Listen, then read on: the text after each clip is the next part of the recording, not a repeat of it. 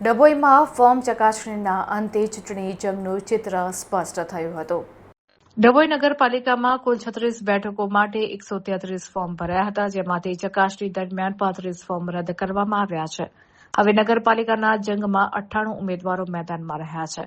જ્યારે ડભોઈ તાલુકા પંચાયતમાં 20 બેઠકો માટે 67 ફોર્મ પૈકી 13 ફોર્મ રદ થતાં હવે 54 ઉમેદવારો વચ્ચે મુકાબલો થશે.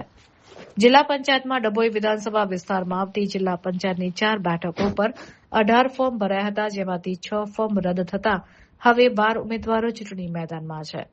વહેલી સવારથી સેવા સદન ખાતે ભાજપ, કોંગ્રેસ અને આમ આદમી પાર્ટી સહિતના પક્ષોના આગેવાનો અને ટેકેદારોના ધામા જોવા મળ્યા હતા. મળતી માહિતી મુજબ નગરપાલિકાના વોર્ડ નંબર 8માં 4 બેઠકો બિનહરીફ થવાની પ્રબળ શક્યતાઓ વર્તાઈ રહી છે.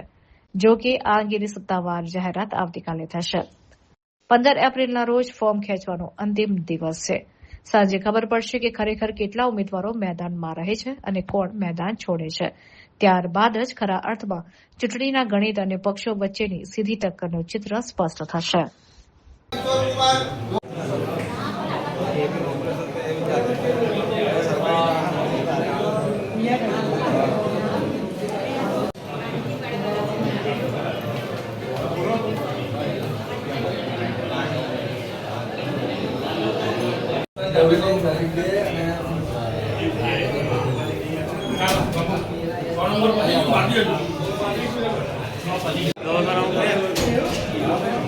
ભાઈ મને તારું કામ બીજું એક કામ છે, મમ્મીનું કામ છે, સમજી ગયો.